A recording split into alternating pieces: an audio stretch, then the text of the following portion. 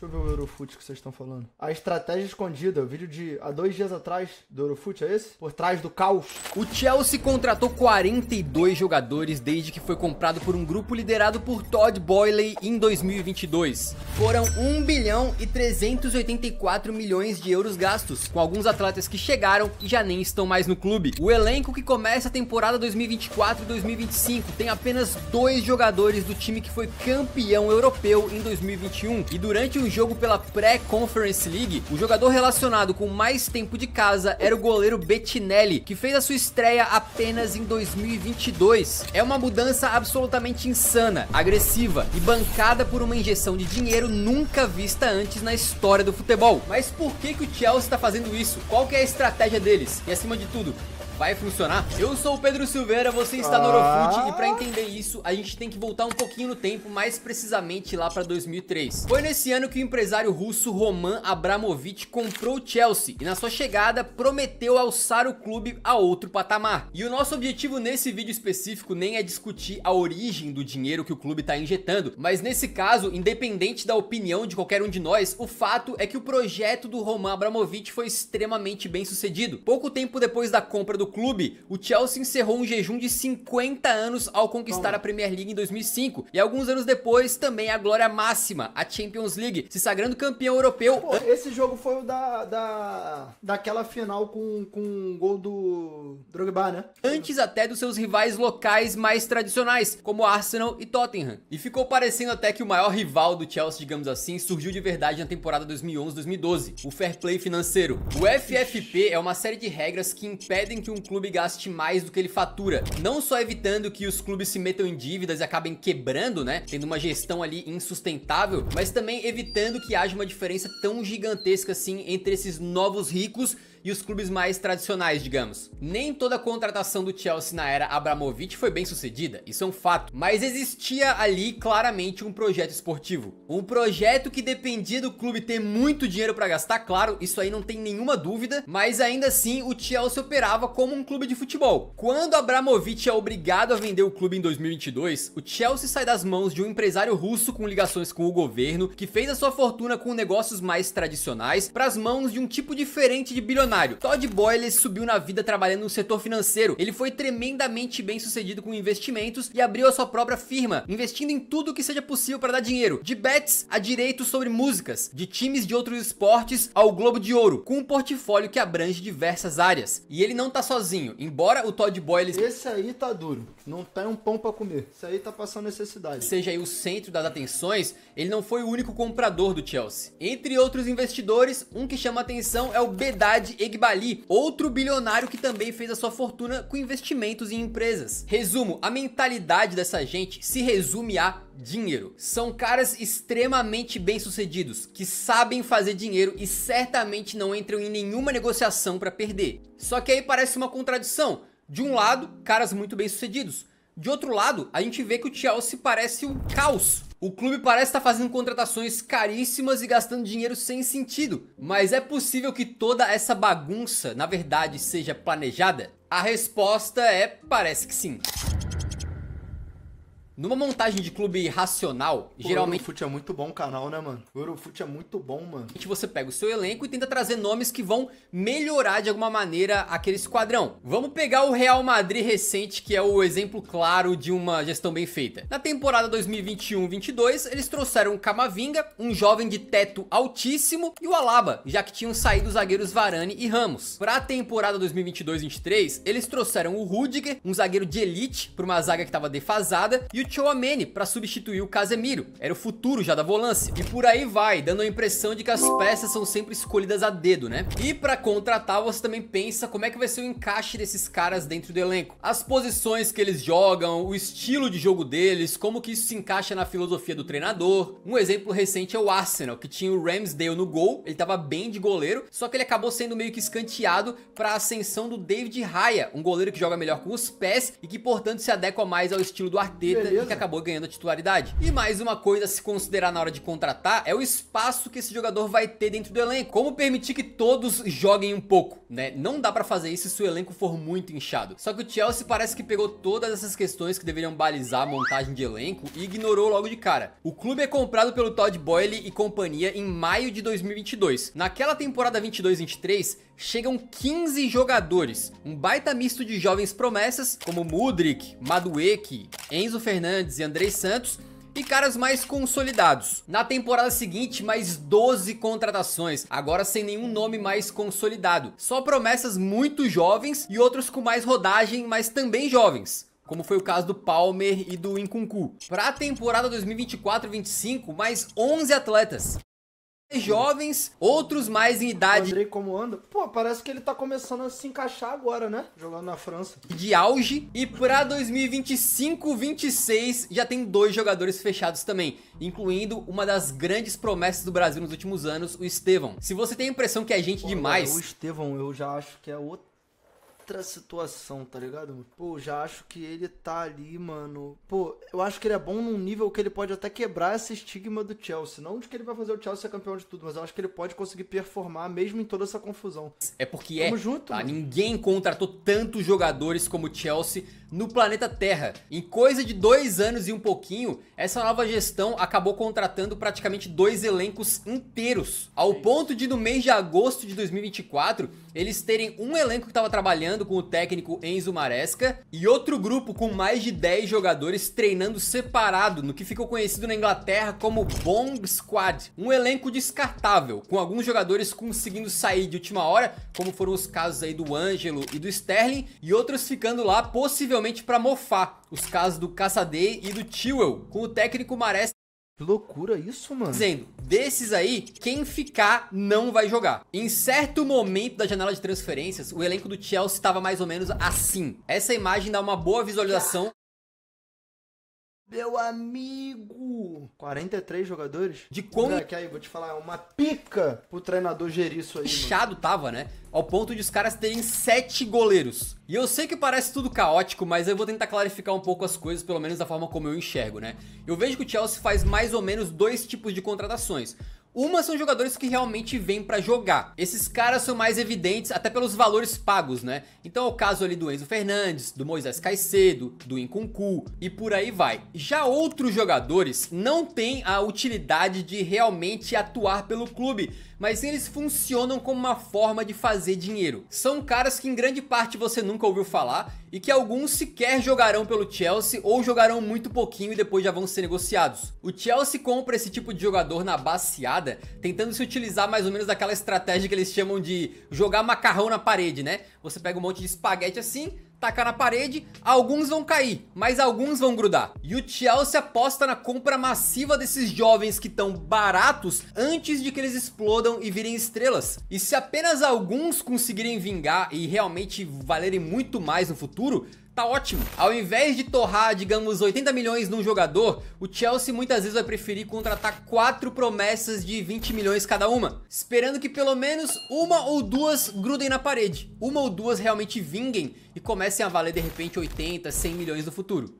E pro Chelsea isso tem sido uma prática que tem funcionado. Mesmo os jogadores que não necessariamente vingam, Não, é interessante em relação à parte financeira, isso é inegável, tá ligado? É uma estratégia ousada e interessante que você tem que ter muita bala na agulha pra poder fazer. Mas ao mesmo tempo, pra você pensar de forma esportiva, é que é muito difícil você fazer a gerência de um elenco, você manter o vestiário, você ser competitivo com toda essa situação, entendeu? Conseguido se valorizar Valeu, só de Gabriel. passarem pelo clube. Colocar a camisa do Chelsea e entrar em campo, ou ser emprestado pelo Chelsea para outros clubes, muitas vezes faz com que esses jogadores já tenham uma certa valorização natural, digamos. Um bom exemplo é o Hutchinson.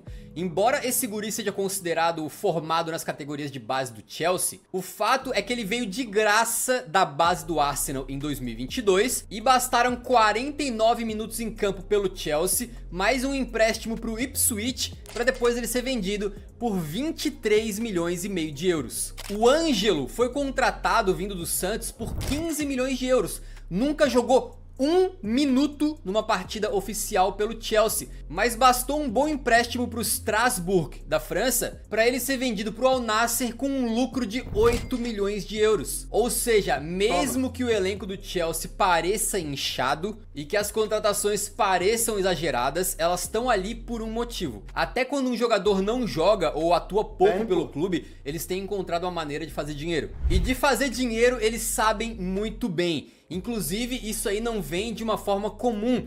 E sim funciona porque o Chelsea tem algumas estratégias muito bem amarradinhas para fazer essas transferências darem certo.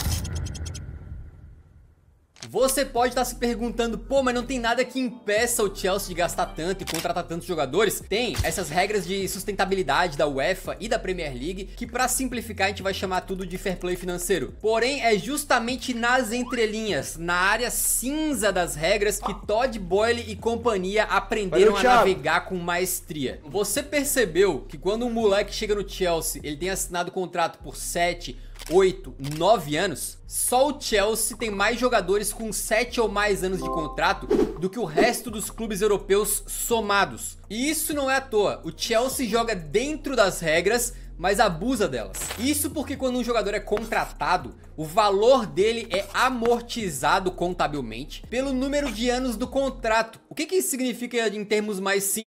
Faz sentido, mano. Pior que faz sentido. Vamos dar um exemplo aqui, tá? Se o Chelsea contrata um jogador de 100 milhões de euros e assina com ele por 10 anos, o que vai acontecer? Na contabilidade do presente ano fiscal, vai entrar um gasto de apenas 10 milhões. E assim sucessivamente por 10 anos. Ou seja, um jogador de 100 milhões, ele não cai como 100 milhões negativos nas contas do Chelsea hoje, mas sim menos 10 milhões por ano durante 10 anos. E tem mais. Pô, mas esses casos de SAF, de um monte de contratação, um monte de venda, sempre vai ter esse puxa daqui, puxa dali, pra você fazer uma organização, você conseguir se encaixar dentro da lei, não cair num transfer ban e ainda assim conseguir fazer seus movimentos financeiros para arrecadar no final, tá ligado? Digamos que esse jogador então tem 5 anos de contrato ainda.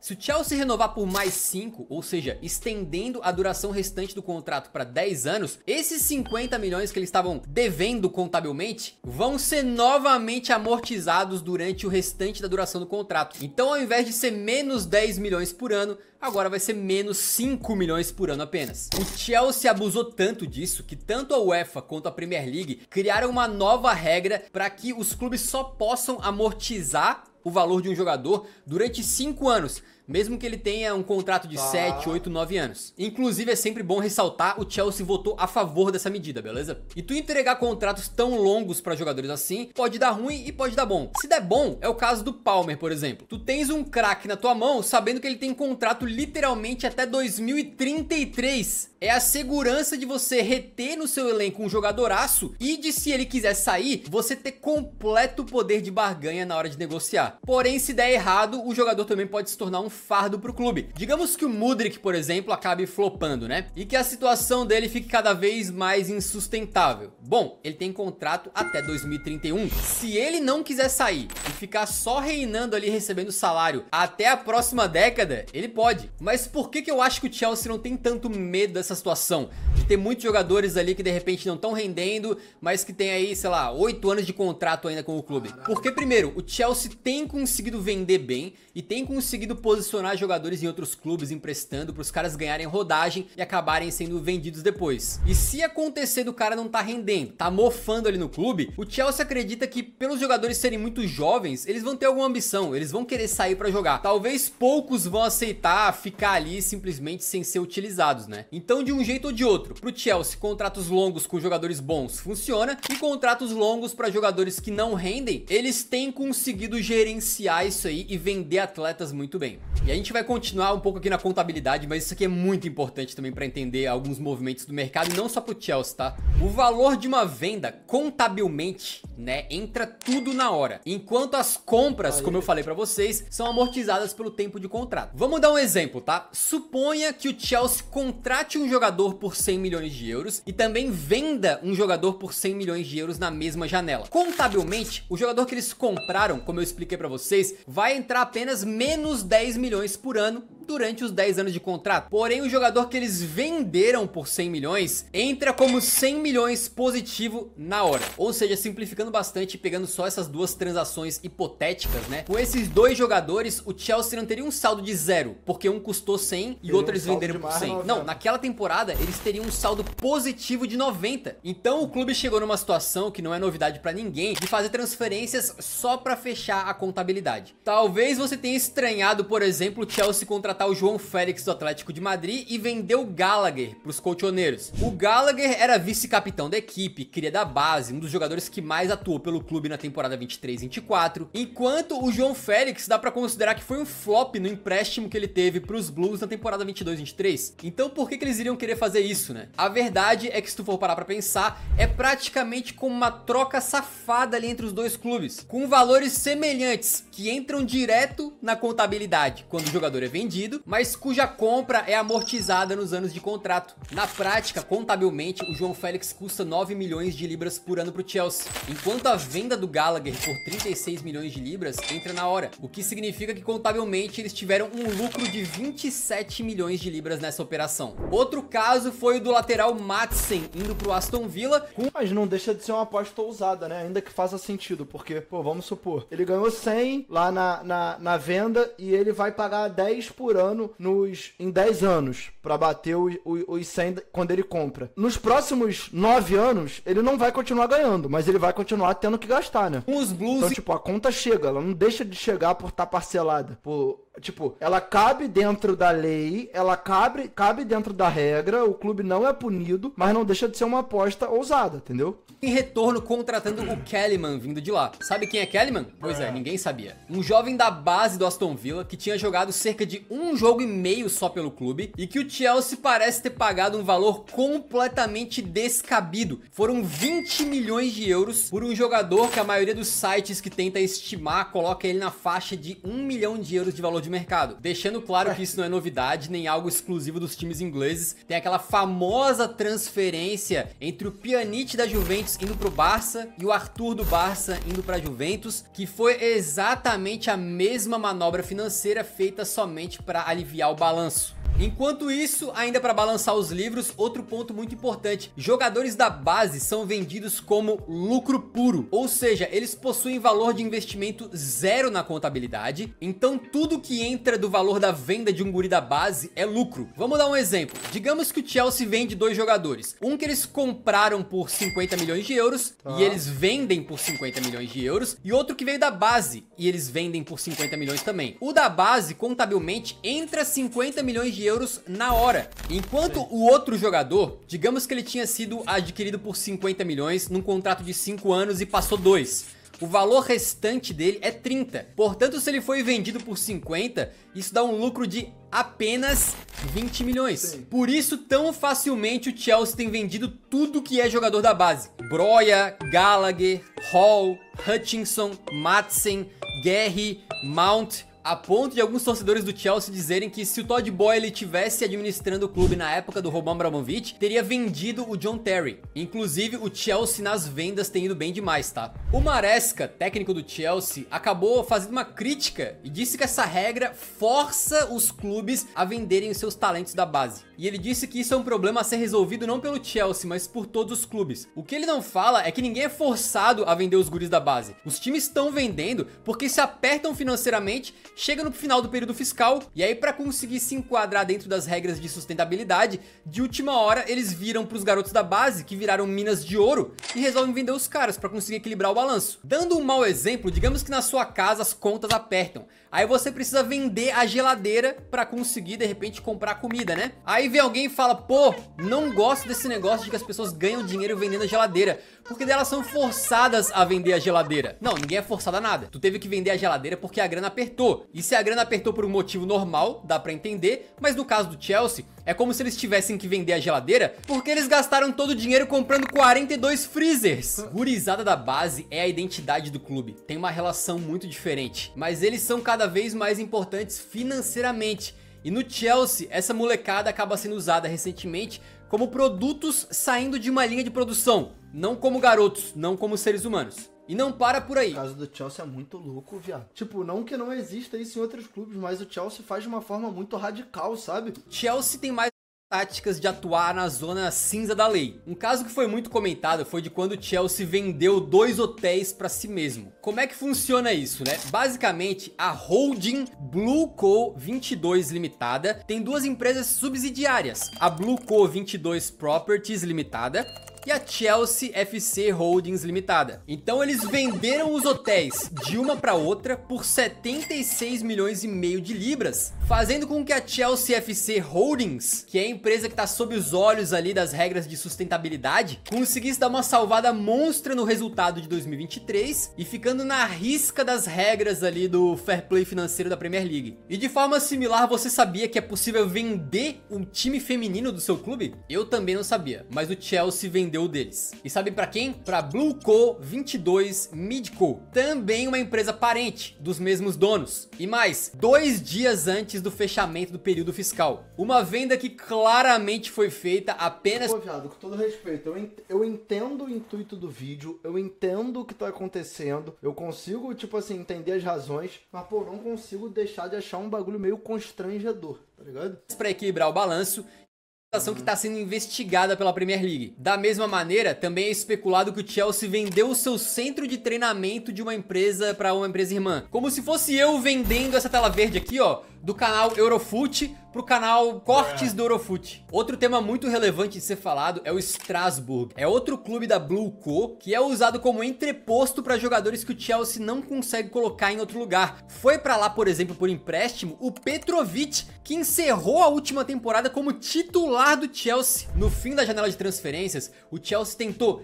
vender o David Washington pro Strasbourg por 21 milhões de euros. Tava tudo certo, só que a transferência foi cancelada. Segundo a ESPN, o Chelsea cancelou essa transferência porque ficou com medo de uma investigação depois que tanto a Premier League quanto a FIFA demonstraram preocupação com esse negócio aí, né? Pro Chelsea atual, o Strasbourg não é um clube de futebol, é uma ferramenta. E não à toa, os torcedores do time francês querem que Todd Boehly e companhia vão pro raio que o parta. Essa última parte que eu falei do Strasbourg Que abalo, mano. tem tudo a ver com a estratégia de multiclubes, né? E também não é algo exclusivo do Chelsea. A gente tem aí como exemplo o John Textor, que acaba fazendo movimentações de jogadores entre o Molenbeek da Bélgica, o Lyon da França e o Botafogo no Brasil. Ah, mas então, nesse caso do Textor, eu já acho que quem entra com a bunda é o Molenbeek, tá ligado? Esse time entra com a bunda. Tipo assim... Ah, mas ele tá, pô, melhor do que quando o Textor assumiu. Não, beleza, pode estar. Não sei, não acompanho. Agora o que eu tô falando, tipo assim... Pô, o Botafogo tem se dado muito bem, tá ligado? Não é como se ele estivesse se fudendo em função dessa situação. Então... Até agora, o que Todd Boehly e companhia fizeram não deu certo. A visão do público em geral não é boa sobre os Blues e os próprios torcedores do clube muitos estão insatisfeitos. O Chelsea parece desvalorizar os seus próprios jogadores, querendo sempre algo novo, como se fosse uma criança ali que cansa dos brinquedos atuais, né? Eles conquistaram 0 troféus desde a aquisição e viraram uma máquina trituradora de técnicos, além de conseguirem lugares bizonhos na tabela de classificação da Premier League. Mas a maior surpresa não é nem com isso, e sim com o fato de que os jogadores continuam aceitando ir para esse projeto. Eu temo, inclusive, pelo Estevão, ainda que eu acho que ele é tão bom que ele vai conseguir quebrar esse ciclo do Chelsea então, querendo... Eu tô por esse lado. Eu acho que o Estevão não... Tipo, mano, só se o cara lá de cima falar que não quer. Porque se Deus quiser, irmãozão, eu acho que o Estevão não tem como parar não, velho. Testar o jogador pra depois revender, né? Acho que ele vai pegar essa titularidade. E eu acho muito possível que o Chelsea tente aumentar ainda a sua rede de clubes, né? Expandir além do Strasbourg pra poder mandar jogador pra lá e pra cá mais facilmente. E vai funcionar. Eu pessoalmente, tá? Opinião pessoal minha, eu não gosto disso estar sendo feito. Eu acho que os caras estão tratando um clube tradicional como o Chelsea, como se fosse ali um investidor anjo que bota dinheiro em 50 startups diferentes com a esperança de que uma vai bombar absurdos, né? Vai virar o que eles chamam de um unicórnio. No Chelsea atual, os jogadores não são mais atletas, não são mais humanos. São peças que entram e saem conforme necessário. São itens que você usa para projetar lucro e fechar contabilidade. Eu tenho a impressão que em poucos momentos, ou em nenhum, esses novos donos do Chelsea tomaram decisões pensando na grandeza do clube ou no projeto esportivo. Eles enxergam o Chelsea como uma mina de ouro, não mais como os Blues de Stanford, mas sim como a Blue Co. O Chelsea na mão deles não é mais um clube de futebol, é uma planilha do Excel. Não existe o Ângelo, menino da vila com potencial absurdo. Existe um garoto para ser vendido por lucro. Não existe o David Washington, atacante prodígio. Existe um ativo comprado em busca de valorização. Não existe o Madsen, que brilhou no Dortmund. Existe uma venda de 40 milhões. A minha impressão é que tudo é resumido a números. E tá todo mundo prendendo a respiração, ansioso para saber o que vai acontecer, né? O tempo todo o Chelsea agiu com extrema confiança, apostando nessa estratégia de contratações massivas aí, em múltiplas janelas de transferências, como se eles conseguissem enxergar algumas coisas que os outros não conseguem nem ver. Como se eles tivessem um grande plano que invariavelmente, como se fosse num filme, fosse dar tudo certo no final. E assim, pode ser que dê. Não dá pra dizer que os caras não têm um plano, eles claramente têm. É gente supostamente muito capaz, tá? Com histórico de fazer dinheiro em quantidades massivas. Claramente não são pessoas que estão preocupadas aí com a minha opinião, com a sua, com os torcedores zoando no Twitter. E também claramente não são pessoas que compraram o Chelsea porque elas se importam com o clube ou por qualquer razão humana e afetiva. Eles compraram pra fazer dinheiro. O objetivo deles é pegar esse ativo que eles compraram por cerca de 4 bilhões de libras e daqui 10, 15, 20 anos revender por quanto? 10 bilhões?